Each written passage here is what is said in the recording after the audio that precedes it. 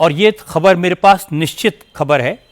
कुछ दिन पहले धनखड़ साहब ने कुछ ऐसे लोगों को अप्रोच किया था जिनका असर सरकार पर है, जो प्रधानमंत्री से बात कर सकते हैं, जो अमित शाह से बात कर सकते हैं, और उनसे ये कहा था कि मैं बहुत अनकंफर्टेबल हूँ, मेरी बात नहीं सुनी जा रही है, कोई मुझसे बात नहीं करता है।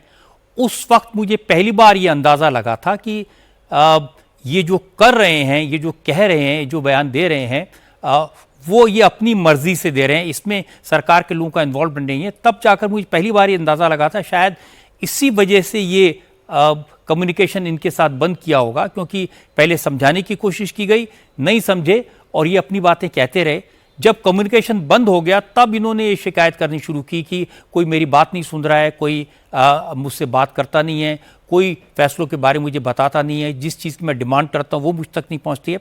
और ये जो आपने छोटी छोटी बातें जिनका जिक्र किया, सिक्योरिटी का, गाड़ियों का, इन सब चीज़ों का, ये सब चीज़ें धीरे धीरे फिर बड़ी बनती जाती हैं।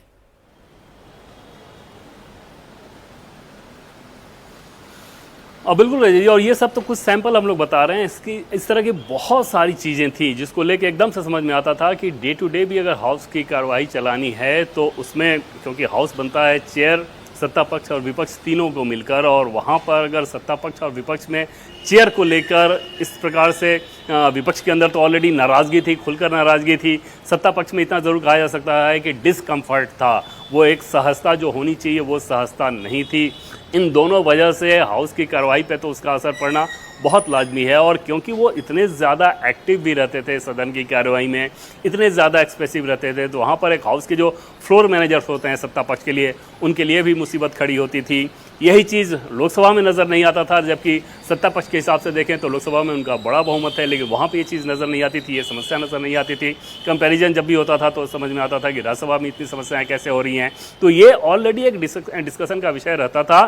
शायद जगदीप धनखड़ इस चीज़ को भांपने में सफल नहीं रह रहे थे, और उनको भांप कर उसमें कोर्स करेक्शन करने के बजाय संभव है कि वो इमोशनल बहुत ज़्यादा हुए हों, और जिसके चलते उसमें उन्होंने ये कदम उठाया हो। महाभियोग को लेकर जब अभी जस्टिस वर्मा के महाभियोग को लेकर बहुत ज़्यादा चर्चा चल रही है, ऑलरेडी लोकसभा में उसके लिए ज्ञापन दिया जा चुका है। ऐसा कहा गया, सोर्सेज के द्वारा हमें जानकारी मिली कि उपराष्ट्रपति का ये कहना था कि क्यों ना इसको राज्यसभा में लेकर आया जाए। तो इस तरह की चीज़ें बहुत डिफरेंस ऑफ ओपिनियन वाली सामने आती रहती थी, और वो इतना तो तय है कि वो सारी चीज़ें कंफर्ट नहीं देती थी सत्ता पक्ष को भी, अपोजिशन को तो नाराज़गी ही देती थी।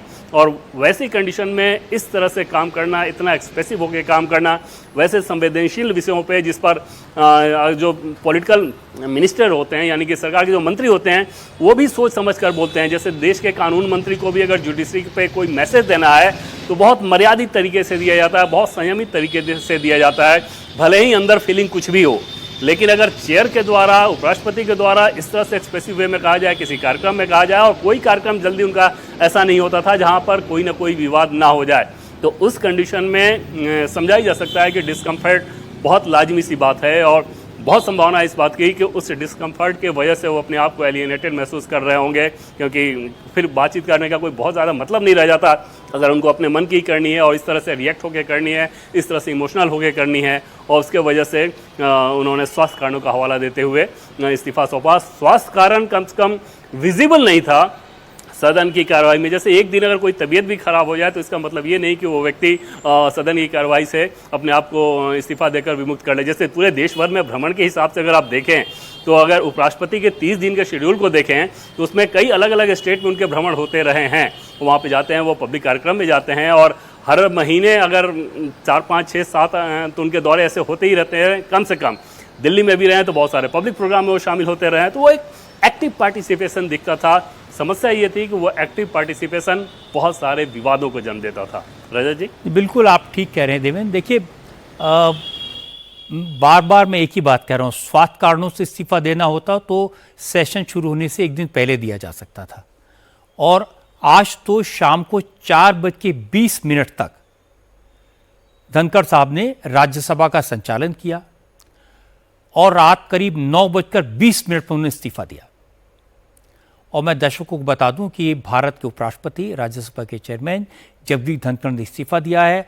राज्यसभा के चेयरमैन के तौर पर आज उनका आखिरी दिन था, और आज भी वो पूरी फॉर्म में थे।